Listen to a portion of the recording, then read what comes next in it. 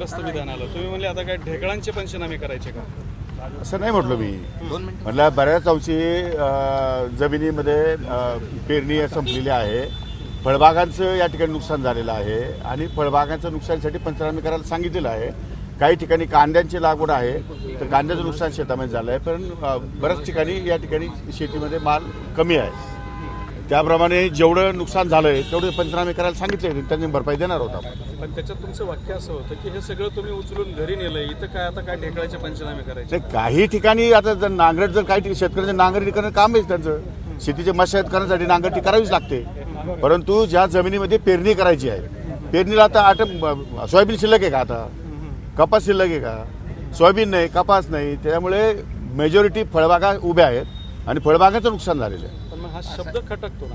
अजून तुम्ही त्याचा अर्थ वेगळा घ्यायचा, मी काय करू? काय ढेकळाचे पंचनामे का? हा शब्द अरे पण ज्या ठिकाणी जमिनीवर काहीच नाही आहे तिथं पंचनामे करून काय करणार? असा एक कांदा आहे इतर ते आहे ना, मग सांगितलं ना मी. कांद्याचं पिकाच्या संदर्भात पंचनामे करायला सांगितले आहे, फळपिकाचे पंचनामे करायला सांगितले आहे. जिथं इथं शेतकऱ्याचं नुकसान झालं त्या शेतीच्या नुकसानीचे पंचनामे करण्याचे आदेश दिलेले आहेत. आता मराठवाड्यात किंवा इतर महाराष्ट्रामध्ये हे जो आधीचा पाऊस आलाय त्यांनी प्रचंड नुकसान झालेलं आहे. या सगळ्या पिकांचे पंचनामे करण्याचे आदेश जिल्हाधिकाऱ्यांना दिलेले आहेत आणि जे पिकांचं नुकसान होईल त्या पिकांची नुकसान भरपाई शासनामार्फत शेतकऱ्यांना मिळणार आहे. एवढ्या सगळ्याच्या तुम्हाला हे विचारण्याचं कारण इतकंच आहे की तुम्ही जो शब्द वापरता, बाकी टेक्निकल सगळी सिस्टीम तुम्ही जे बोलत होता ती ओके होती, पण ते बोलताना तुम्ही शेवट जो केलात का तर ढेकळाचे पंचनामे. अरे जमीन एक सारखी नाही ना बाबा, क्रॉप सुद्धा एक सारखी नाहीये. हो ना, पण शेतकऱ्यांसाठी शेतकऱ्यांचे प्रतिनिधी म्हणून तुम्ही जो शब्द वापरला तो शेतकऱ्यांना खटकणार आहे किंवा त्यांच्या जीवाला लागणार आहे. तुम्ही ज्या शेतकऱ्यांकडे माल आहे त्याला जीवाला लागण्याचं काही कारण नाहीये. ज्या शेतकऱ्यांच्या शेतामध्येच माल नाहीये त्याची पंचनामे कशी करायची? तुम्हीच सांगा मला, पंचनामे कशी करायचे? हो पण नाही करतायत. पण आता ढेकळाचे अरे पण म्हणजे जे खरं आहे ते बोलत, काय चुकीचं आपण बोलत? तो शब्द चुकला इतकंच म्हणतोय. ठीक आहे, तुम्ही बोललात ते सत्य आहे. तुम्ही त्याचा अर्थ वेगळा काढला. अर्थ वेगळा काढत मी तसं काही वेगळं बोललेलो नाही.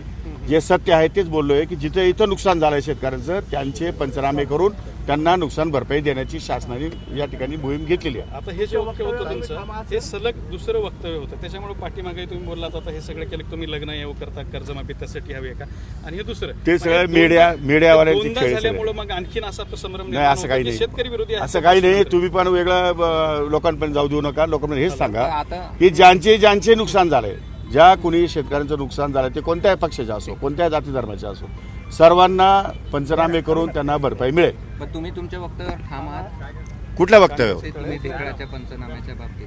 अरे मी तसं बोललोच नाही. मी म्हटलं ज्या पिकांचे नुकसानी झालेले आहेत त्यांचे पंचनामे करण्याचे आदेश दिलेले आहेत. आता एक शेतकरी असा आहे की त्याच्या कांद्याच्या चाळी, एक मिनिट थांबा, गडबड नका करू.